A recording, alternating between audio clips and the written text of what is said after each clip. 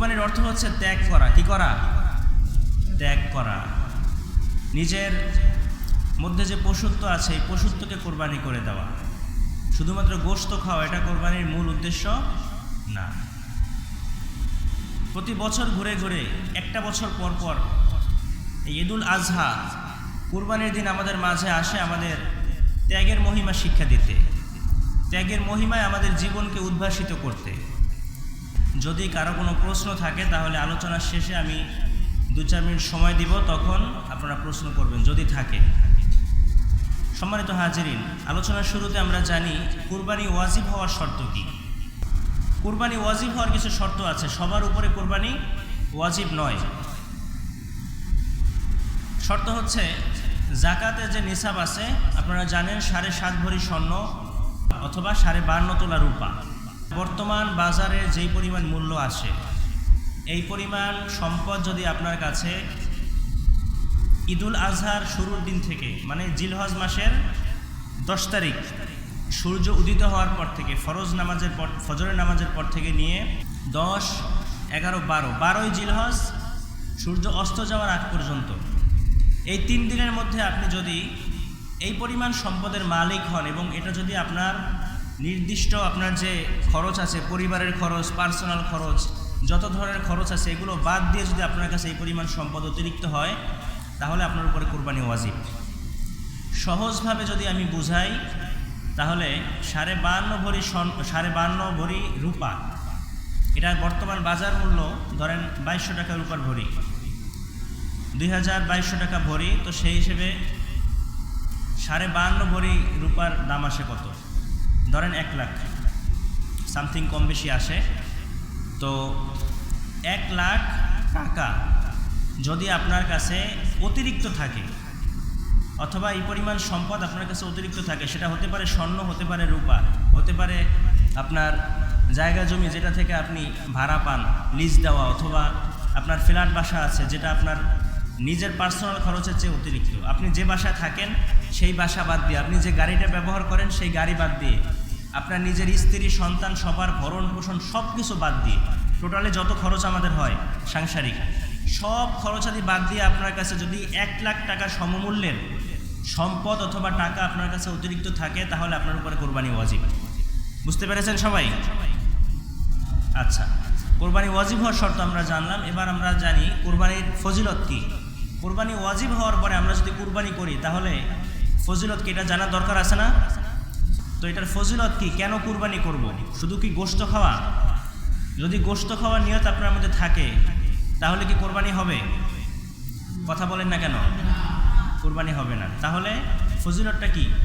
গোশত খাওয়া যদি উদ্দেশ্য নাই হয় তাহলে আমরা কি পাবো? আসুন আমরা হাদিস থেকে জেনে নেই। আল্লাহ রাসূল সাল্লাল্লাহু আলাইহি ওয়াসাল্লাম বলেন, তার পবিত্র জবানে ইরশাদ করেন, যখন কেউ আল্লাহর রাস্তায় কুরবানি করে, কুরবানির দিন এই দিনের বেলা সারা দিনের মধ্যে আল্লাহর কাছে কুরবানি করার চেয়ে প্রিয় কোনো আমল দ্বিতীয় কোনোটা নাই। রক্ত প্রবাহিত করা পশুর এর চেয়ে প্রিয় কোনো আমল আল্লাহর কাছে কোরবানির দিন নাই। মানে এটা সবচেয়ে আল্লাহর কাছে প্রিয় আমল কোরবানির দিন। আর কোরবানি যে করবে, কোরবানি দাতা কি ফজিলত লাভ করবে? আল্লাহ রাসূল সাল্লাল্লাহু আলাইহি ওয়াসাল্লাম বলেন, যখন কেউ আল্লাহর রাস্তায় কুরবানি করে, কুরবানির পশুর রক্ত জমিনে পড়ার আগে আল্লাহ পাক রব্বুল আলামিন কুরবানি দাতার জীবনের সমস্ত গুনাহগুলি মাফ করে দেন।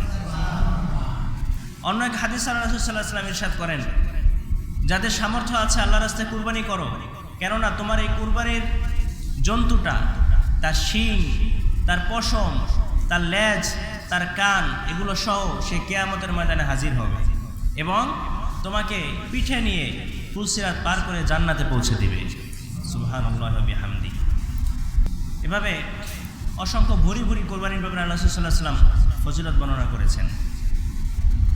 কুরবানি যদি আপনি না দেন, যেভাবে ফজিলত আছে কুরবানি দিলে, আপনি কোরবানির সামর্থ্যবান ব্যক্তি, আপনার উপরে কোরবানি ওয়াজিব, কিন্তু আপনি যদি কোরবানি না দেন তাহলে আবার একটা গুনাহ আছে না? আল্লাহ রাসূল সাল্লাল্লাহু আলাইহি ওয়াসাল্লাম তার পবিত্র জবানে ইরশাদ করেন, কেউ যদি কোরবানি ওয়াজিব হওয়ার পরেও, সামর্থ্য থাকার পরেও কেউ যদি কোরবানি না করে তাহলে সাবধান, সেজন্য ঈদের দিন আমাদের ঈদগাহের ধারে কাছেও না আসে। নাউজুবিল্লাহ পড়েন। সামর্থ্য থাকার পরেও কেউ যদি কুরবানি না করে তাহলে সেজন্য ঈদের দিন ঈদগাহের ধারে কাছেও না আসে। আল্লাহ রাসূল সাল্লাল্লাহু আলাইহি ওয়াসাল্লাম কি মারাত্মক একটা হুমকি দিয়েছেন। দয়ার নবী, মায়ার নবী, দয়ার শেষ নাই, এত দরদ। তিনি বলেছেন সাবধান, কুরবানি ওয়াজিব হয়েছে, কিন্তু কুরবানি না করলে ঈদের দিন ঈদগাহের ধারে কাছেও আসবে না। তার মানে বোঝা যায় এটা অত্যন্ত গর্হিত একটা কাজ।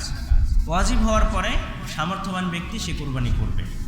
সম্মানিত হাজিরিন, আসুন এবার আমরা জানি কোরবানি কবুল হওয়ার শর্তগুলো কি। কোরবানি দেওয়ার নিয়ত আমি করেছি, এখন কোরবানি কবুল হতে হবে না। আমি যদি লাখ টাকা খরচ করে কোরবানি দিই, কোরবানি যদি কবুল না হয়, তাহলে শুধুমাত্র গোশত খাওয়া ছাড়া কোনো লাভ হবে? কোনো লাভ হবে না। তো এই জন্য কোরবানি কবুল হওয়ার শর্ত কি জানতে হবে। 4টি শর্ত কোরবানি কবুল হওয়ার জন্য। 1 নাম্বার নিয়তের বিশুদ্ধতা। 1 নম্বরে কি? নিয়তের বিশুদ্ধতা, আপনার নিয়ত ঠিক থাকা। নিয়ত কি থাকবে বলেন? কেউ কি বলতে পারেন আপনার এই কোরবানি দেওয়ার জন্য কি নিয়ত আপনার করতে হবে? কি নিয়তে কোরবানি দিবেন? গোশত খাওয়ার নিয়তে? নাম ফুটানোর নিয়তে? যে আমি মেম্বার, আমি চেয়ারম্যান, আমি যদি আজকে কোরবানি না করি তাহলে এলাকায় বাণিজ্য থাকবে না, আমার ছেলে 3টা বিদেশে আছে, বহু টাকা পয়সার মালিক, যদি সবচেয়ে বড় গরুটা এলাকার মধ্যে না দিই তাহলে তো আমার নাম থাকবে না, এই নিয়ত থাকবে? হ্যাঁ, নাকি বড় যে গরুটা আছে, যে পুরো বাসাইলের মধ্যে সবচেয়ে বড় গরুটা আমি দিব, এজন্য একটু দেরি করে কিনি, দেখি কে কত লাখ টাকার গরু কিনে। কেউ যদি 5 লাখ 7 লাখ টাকার কিনে, আমি কিনবো 10 লাখ টাকা। সবাই বলবে ওরে বাবা, এই যে কোরবানি দিছে আজকে, এর চেয়ে বড় গরু এই বাসাইলের মধ্যে কেউ দিতে পারে নাই, মানে একটা নাম হলো এলাকার মধ্যে। এই নিয়তে দিলে হবে? হবে না। আপনার নিয়ত থাকতে হবে একমাত্র আল্লাহর সন্তুষ্টি অর্জন করা, একমাত্র আল্লাহর সন্তুষ্টি অর্জন করা। এটা ছাড়া যদি অন্তরের মধ্যে ভিন্ন কোনো নিয়ত থাকে তাহলে আপনার কোরবানি কবুল হবে। এজন্য নিয়তে যদি এখনো গরমিল থাকে, ঠিক করার সুযোগ আছে না নাই? আছে না? এখনো কয়দিন বাকি আছে? এখনো 1 সপ্তাহ বাকি আছে, আপনার এখনো সুযোগ আছে। এজন্য নিয়তটা ঠিক করে নেন। কারোর মধ্যে যদি এরকম থাকে যে এবার কোরবানির গোশত ধুমাইয়ে খামো, 3টা ভাগ গরিব দুঃখীদের, যে আমরা যে এগুলো এবার দিব না, প্রতি বছর তো দেই, এবার ফ্রিজ 2টা, একটা কিনছি, একটা তো আছে আর একটা নতুন কিনলাম, সব গোশত ঢুকাইয়া আগামী কোরবানি পর্যন্ত খামো। কোরবানি যারা দেয় তাদের কত ধরনের নিয়ত যে থাকে, সব ধরনের নিয়তকে আপনি ফেলে দিবেন মন থেকে, সব বাদ। এগুলো খাওয়ার নিয়ত যদি আপনার থাকে, এগুলো এমনি খেতে পারবেন, কিন্তু নিয়ত থাকতে হবে একমাত্র আল্লাহকে সন্তুষ্ট করা। নিয়তকে ঠিক করে নেওয়া যাবে ইনশাআল্লাহ? আমরা সবাই ঠিক করে নিই। 2 নাম্বার, কুরবানি কবুল হওয়ার শর্ত হচ্ছে ইখলাস, অন্তরের মধ্যে বিশুদ্ধতা থাকা, ইখলাস, খালেস দিলে, খালেস নিয়তে কুরবানি করা। 3 নাম্বার, শরীয়ত সম্মত পদ্ধতিতে কোরবানি করা। শরীয়তের যে পদ্ধতিগুলো আছে, যেই যে সিস্টেমগুলো আল্লাহ রাসূল সাল্লাল্লাহু আলাইহি ওয়াসাল্লাম জানিয়ে দিয়েছেন, কিতাবের মধ্যে, ফিকাহ কিতাবের মধ্যে যে সমস্ত বিষয় উল্লেখ রয়েছে, সেই বিষয়গুলো মেনে, সেই মাসালাগুলো মেনে কোরবানি করা। সেই মাসালাগুলো কি? এগুলো ইনশাআল্লাহ সামনে পর্যায়ক্রমে আসছে। 4 নাম্বার, তাকওয়ার ভিত্তিতে কোরবানি করা। তাকওয়ার ভিত্তিতে আপনার তো কোরবানিটা কবুল হবে। কির ভিত্তিতে? তাকওয়া। তাকওয়া মানে কি? আল্লাহর ভয়। কার ভয়? আল্লাহর ভয়। আপনার মন অন্তরে একমাত্র আল্লাহর ভয় ছাড়া অন্য কোনো কিছু থাকা যাবে না। কারণ আমরা কোরবানি করি কার জন্য? আল্লাহর জন্য কোরবানি করি। আল্লাহ পাক রব্বুল আলামিন কোরআনের মধ্যে বলে দিচ্ছেন, রব্বুল আলামিন বলেন, কুল ইন্না সলাতি ওয়া নুসুকি ওয়া মাহইয়ায়া ওয়া মামাতি লিল্লাহি রাব্বিল আলামিন। আল্লাহ পাক রব্বুল আলামিন বলেন, নবী আপনি বলেন, ইন্না সলাতি ওয়া নুসুকি, হে আমার রব, আমার নামাজ, আমার কোরবানি, আমার জীবন, আমার মৃত্যু, এই সব কিছু শুধুমাত্র লিল্লাহি রাব্বিল আলামিন, একমাত্র কেবলমাত্র আল্লাহ তাআলার জন্য। ঠিক কি না? আবার অন্য আয়াতে আল্লাহ বলেন, লা ইয়ানালাল্লাহা লুহুমুহা ওয়ালা দিমাউহা ওয়ালাকিন ইয়ানালুহুত তাকওয়া মিনকুম। আল্লাহ বলেন, লা ইয়ানালাল্লাহা লুহুমুহা, তোমরা যে পশুটা কোরবানি করবে, সেই কোরবানিকৃত পশুর রক্ত, গোশত, এগুলো কোনো কিছুই আমার কাছে পৌঁছে না। পৌঁছে? জবাই করলে রক্ত কি আল্লাহর কাছে চলে যায়? গোশত আল্লাহর কাছে যায় না, আমাদের পেটে যায়। আল্লাহর কাছে কিছু যায় না, কিন্তু কি যায়? আল্লাহ বলেন, ওয়ালাকিন ইয়ানালুহুত তাকওয়া মিনকুম, তোমাদের অন্তরে যে তাকওয়াটা আছে, এই তাকওয়া আমার কাছে পৌঁছে। পড়েন সুবহানাল্লাহ। এজন্য তাকওয়া, আল্লাহর ভয়ে কুরবানি করা। রক্ত, গোশত, মাংস কোনো কিছু আল্লাহর কাছে যাবে না। আল্লাহর কাছে যাবে কি? তাকওয়া। আল্লাহ দেখবেন আপনার মনের অবস্থাটা কি। ঠিক যেভাবে ইব্রাহিম আলাইহিস সালাম, আপনারা ঘটনা জানেন, ইসমাইল আলাইহিস সালামকে যেই নিয়তে কুরবানি করতে গিয়েছিলেন, তিনি কি জানতেন যে ইসমাইল আলাইহিস সালামের পরিবর্তে আল্লাহ জান্নাত থেকে একটা দুম্বা পাঠিয়ে দেবেন এবং এটা দিয়ে তারা সেদিন ভুরিভোজ করবেন পরিবারের সবাই মিলে? এটা কি তিনি জানতেন? তিনি জানতেন না। তিনি স্বপ্নে যখন দেখলেন যে তোমার সন্তানকে আল্লাহর রাস্তায় উৎসর্গ করো, আল্লাহর হুকুম পালন করার জন্য ইসমাইল আলাইহিস সালামের গলায় ছুরি চালিয়েছেন। শেষ পর্যন্ত যখন ইব্রাহিম আলাইহিস সালাম পরীক্ষায় পাশ করে ফেলেছেন, আল্লাহ তখন দুম্বা পাঠিয়ে দিলেন এবং ইব্রাহিম আলাইহিস সালামের ছুরির নিচে দুম্বা কুরবানি হয়ে গেল। এবার আল্লাহ বললেন যে এই দুম্বার গোশত নিয়ে যাও, নিয়ে পরিবারের সবাই মিলে খাও। কিন্তু মূলত উদ্দেশ্যটা ছিল আল্লাহ সন্তুষ্টি অর্জন, ঠিক কিনা? আল্লাহ হুকুম করছেন, আল্লাহর হুকুমের কাছে কোনো কিন্তু নাই, কোনো কিন্তু ছাড়া আল্লাহর হুকুমের সামনে মাথা নত করে দেয়া, আল্লাহর হুকুম পালনে নিজেকে উৎসর্গ করে দেয়া। এজন্য অন্তরকে বিশুদ্ধ করতে হবে, খাঁটিয়ে নিয়ত করতে হবে। সম্মানিত হাজিরিন, এজন্য আমরা যারা কুরবানি করব, যাদের উপর সামর্থ্য হয়েছে, এক নম্বর কথা হচ্ছে তারা সবাই কুরবানি করবেন ইনশাআল্লাহ। পড়েন, যদি কারো উপর সামর্থ্য না থাকে কুরবানি করার, যে এখনো এই সব কিছু ভরণ পোষণ সব কিছু বাদ দিয়ে আমার এই পরিমাণ সম্পদের মালিক আমি হইনি, আমার উপর কোরবানি ওয়াজিব না, কিন্তু কুরবানি দিতে মনে চায়, যেভাবে হোক একটা ছাগল কিনছে কোরবানি দেওয়ার জন্য, কিন্তু তার উপরে কোরবানি ওয়াজিব না, এরকম যদি কেউ হয়ে থাকে তাহলে কোরবানি পশু ক্রয় করার সাথে সাথে তার উপরও কোরবানি ওয়াজিব হয়ে যাবে। বুঝতে পেরেছেন? মানে আপনার এতদিন পর্যন্ত ওয়াজিব না, যদি না দেন তাইলেও গুনাহ হবে না। যদি কোরবানি নিয়তে কোনো পশু ক্রয় করে ফেলেন তাহলে আপনার কোরবানি আপনার উপরে ওয়াজিব হয়ে যাবে। এজন্য আমরা যারা কোরবানি করব, এক নাম্বার সামর্থ্যবান আমরা যারা আছি সবাই কোরবানি করার নিয়ত করি, পড়েন ইনশাআল্লাহ। দুই নাম্বার, নিয়তের মধ্যে যদি কোনো গরমিল থাকে, নাম ফুটানো, গোশত খাওয়া, আরও কত ধরনের নিয়ত থাকে, এগুলো যদি থাকে তাহলে সব নিয়তকে আমরা ঝেড়ে ফেলে দিয়ে আমরা সবাই আল্লাহর সন্তুষ্টি অর্জনের নিয়ত করব, করেন ইনশাআল্লাহ। এগুলো যখন হয়ে যাবে এবার আমরা মাসালার মধ্যে ঢুকি। কোন কোন পশু দিয়ে কোরবানি করা যায়? 6 ধরনের পশু দিয়ে কোরবানি করা যাবে। কয় ধরনের? 6 ধরনের। এছাড়া অন্য কোনো পশু দিয়ে কোরবানি করা যাবে না। এক নাম্বার, উট, গরু, মহিষ, ছাগল, ভেড়া, দুম্বা। কয়টা হলো? উট, গরু, মহিষ, ছাগল, ভেড়া, দুম্বা। এই 6 ধরনের পশু ছাড়া আপনি যদি একটা মোরগ পালছেন 1 বছর ধরে, এরকম বড় বানাইছেন, ওটা দিয়ে কোরবানি করবেন, কোরবানি হবে? হাঁস দিয়া, কোনো পশু দিয়ে আর কোরবানি হবে না। এই 6 ধরনের পশুই লাগবে। এবং বয়স কত হতে হবে? উটের ক্ষেত্রে 5 বছর। কত বছর? 5 বছর। গরু এবং মহিষের ক্ষেত্রে 2 বছর পূর্ণ হতে হবে। কয় বছর? 2 বছর পূর্ণ হতে হবে। ছাগল, ভেড়া, দুম্বা, এই 3টা প্রাণীর ক্ষেত্রে 1 বছর পূর্ণ হতে হবে। কত বছর? 1 বছর।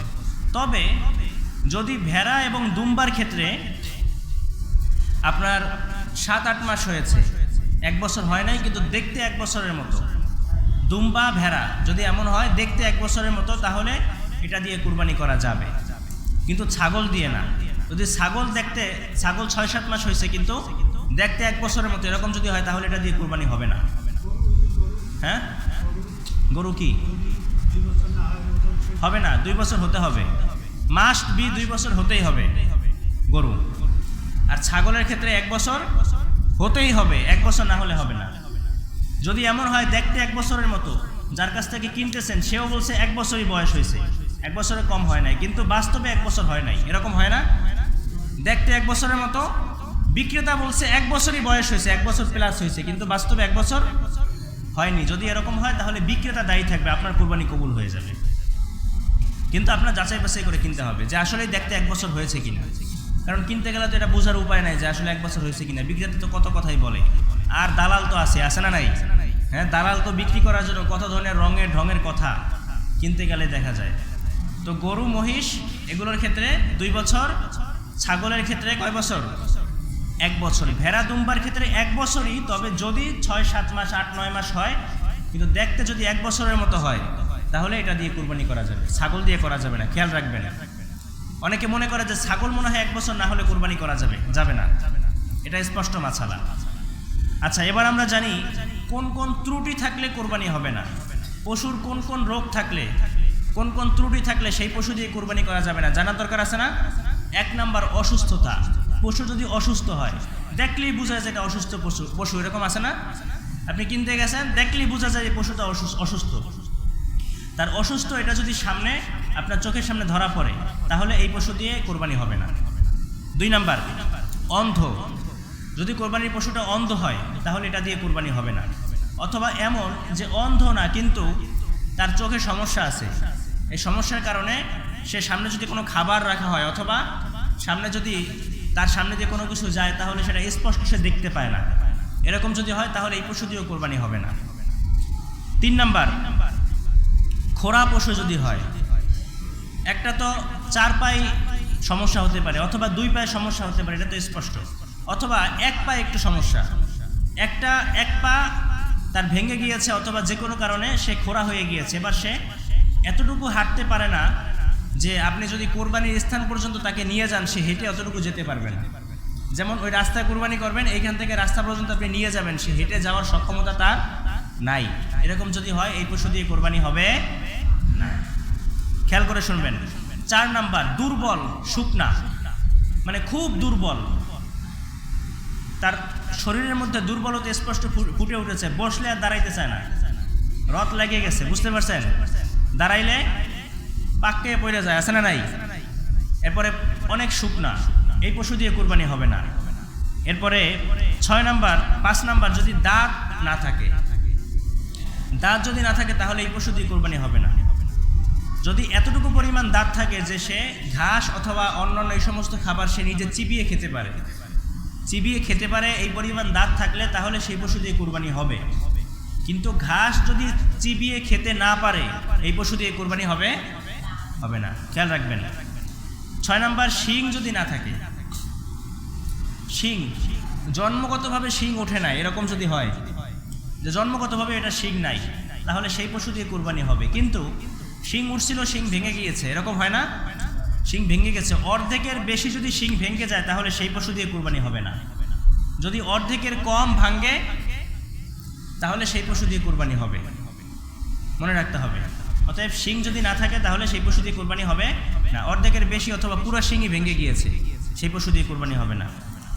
7 নাম্বার, লেজ বা কান অর্ধেকের বেশি না থাকলে, লেজ কান এই দুইটা জিনিস, এই দুইটা অঙ্গ যদি অর্ধেকের কম থাকে, কেটে যাওয়ার কারণে অথবা যে কোনো কারণে যদি অর্ধেকের কম থাকে তাহলে সেই পশু দিয়ে কোরবানি হবে না। যদি অর্ধেকের বেশি থাকে অথবা পুরোপুরি থাকে তাহলে সেটা দিয়ে কোরবানি হবে।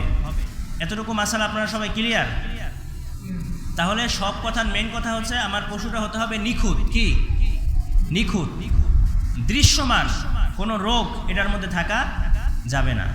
এরপর আসেন পশুতে শরীক কতজন হওয়া যাবে, কোন পশুতে কতজন ভাগে কোরবানি দেওয়া যাবে। গরু, মহিষ, উট এই 3টে প্রাণীর ক্ষেত্রে সর্বোচ্চ 7 ভাগে কোরবানি দেওয়া যাবে। কত ভাগে?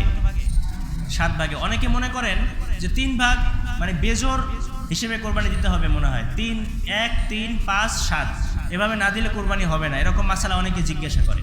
এটা সম্পূর্ণ একটা ভুয়া। বরং আপনি যে কোনো ভাগে কোরবানি দিতে পারেন। আপনি চাইলে 1 ভাগে দিতে পারেন, 2 ভাগে, 3 ভাগে, 4 ভাগে, 5 ভাগে, 6 ভাগে, 7 ভাগে, যে কোনো ভাগে দিতে পারবেন। এবং ছাগল, ভেড়া, দুম্বা এই 3টে প্রাণীর ক্ষেত্রে শুধুমাত্র 1 ভাগেই দিতে হবে।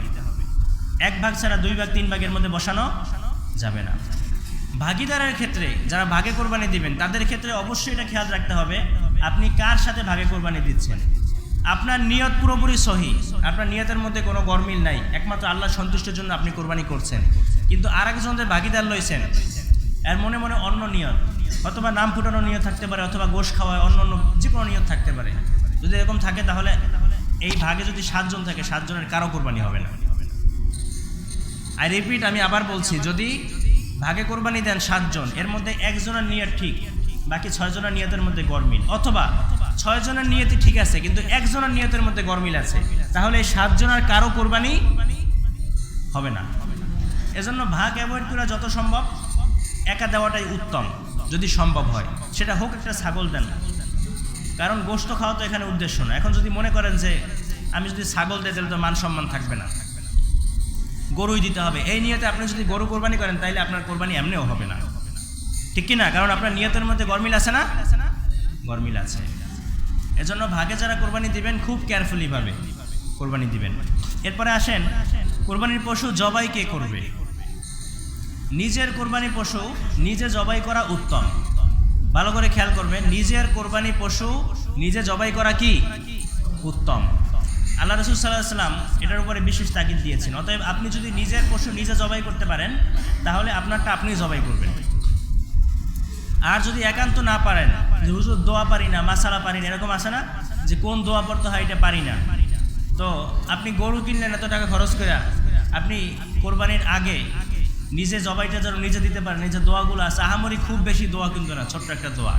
এই দোয়া কিভাবে করতে হবে, ছুরি কিভাবে চালাতে হবে, এগুলো আপনি ইমাম সাহেবের কাছে একটু হাদিয়া দিয়ে শিখে নেন না, যে হুজুর আমাকে একটু শিখিয়ে দেন, আমি নিজের পশুটা নিজে জবাই করতে চাই। ইচ্ছা থাকলে উপায় হয়। আর যদি চিন্তা করে যে না এগুলো আমার দিয়ে হবে না, তাইলে অবশ্যই যে জানে এরকম একজনকে দিয়ে জবাই করাতে হবে, যে মাসালা জানে, যে কিভাবে কোথায় ছুরি চালাতে হবে এবং কোন দোয়াটা পড়তে হবে, তাকে দিয়ে কুরবানি করাতে হবে। তো স্বাভাবিক ক্ষেত্রে গ্রাম অঞ্চলে আমাদের দেখা যায় মসজিদে যে ইমাম সাহেব থাকে অথবা মাদ্রাসা পড়ুয়া কোনো আলেম যদি আমাদের আত্মীয় স্বজনের মধ্যে থাকে যে বুঝে, তাকে দিয়ে আমরা জবাই করাই। এক্ষেত্রে আমরা কিছু হাদিয়া দিয়ে থাকি, এটা তো দিতে হবে, কারণ সে ঈদের দিন সবকিছু বাদ দিয়ে আপনার পশু জবাই করতেছে। কিছু পারিশ্রমিক দেওয়া লাগবে না? দিতে হবে। এখন পারিশ্রমিকটা কি দিবেন, কিভাবে দিবেন? আপনি যদি মনে করেন যে আপনার এই গোশত দিয়ে আপনি তাকে পারিশ্রমিক দিবেন যে জবাই করবে, তাহলে আপনার কোরবানি হবে না, বরং তাকে এক্সট্রাভাবে আপনার পকেট থেকে হাদিয়া দিতে হবে। কোরবানি পশুর এই যে গোশ, এখান থেকে আপনি কোনো পারিশ্রমিক যে জবাই করবে তাকেও দিতে পারবেন না, যে গোশ বানাবে কষাই তাকেও দিতে পারবেন না। এটা খুব ভালোভাবে খেয়াল রাখবেন। হাদিয়া দেওয়ার সময় আমাদের সমাজে কি যে একটা অবস্থা, 1 লাখ টাকা 2 লাখ টাকা দিয়ে গরু কিনে, কিন্তু একটা গরু জবাই দেওয়ার পরে কি যে একটা তিলেসমতি কাণ্ড করে জবাই দেওয়া লাগে, দেওয়ার পরে এরপরে 100 টাকা বাইর করে দেয়, হুজুর নেন। এরকম যদি কারো মন মানসিকতা থাকে, 100 টাকা 200 টাকা একটা গরুতে, এটা কোনো হাদিয়া হয়? 500 1000 নিচে কোনো হাদিয়াই হয় না। এরকম হইলে তাইলে আপনি বলবেন যে ভাই আমি হাদিয়া দিতে পারবো না, আপনি আল্লাহর রাস্তায় জবাইটা দিয়ে যান। তারপর এরকম ছোট মন মানসিকতা পরিচয় করে দিবেন না। আপনি যাকে দিয়ে কোরবানি করান অবশ্যই হাদিয়াটা মানসম্মতভাবে আপনি দেওয়ার চেষ্টা করবেন। 1 লাখ টাকা দিয়ে গরু কিনতে পারেন, 500 টাকা দিলে তো আপনার অনেক লস হয়ে যাবে। কথা বলে না এখন? হ্যাঁ, অবশ্যই খেয়াল রাখবেন সবাই। আচ্ছা, এরপরে গোশত বন্টন। গোশতটা আপনি কিভাবে বন্টন করবেন? গোশত বন্টনের সবচেয়ে সর্বোত্তম পদ্ধতি হচ্ছে গোশতটাকে 3 ভাগে ভাগ করা। একদম সবকিছু 3টা ভাগে আপনি ভাগ করবেন। ভাগ করে একটা ভাগ নিজের জন্য রাখবেন, একটা ভাগ আত্মীয় স্বজনের মাঝে বিলিয়ে দিবেন, এক ভাগ গরিব দুঃখী অসহায় মানুষ যারা আছে তাদের মাঝে বিলিয়ে দিবেন। এটা হচ্ছে সর্বোত্তম পদ্ধতি। তো এভাবে আমরা ইনশাআল্লাহ গোশত বন্টন করার চেষ্টা করব। পরে হচ্ছে কসাইদের পারিশ্রমিক দেওয়া। যারা গোশত কাটাকাটি এগুলো করে, চামড়া ছিলে, এদেরকে আপনি যদি গোশত থেকে হাদিয়া দেন, গোশত থেকে যদি পারিশ্রমিক দেন যে এই 1 ঘন্টা 2 ঘন্টা পরিশ্রম করছে, এজন্য আমি তাকে 2 কেজি 3 কেজি গোশত দিয়ে দিলাম, তাহলে আপনার কোরবানি কবুল হবে না। কবুল, কথা বলেন না কেন? কবুল হবে না।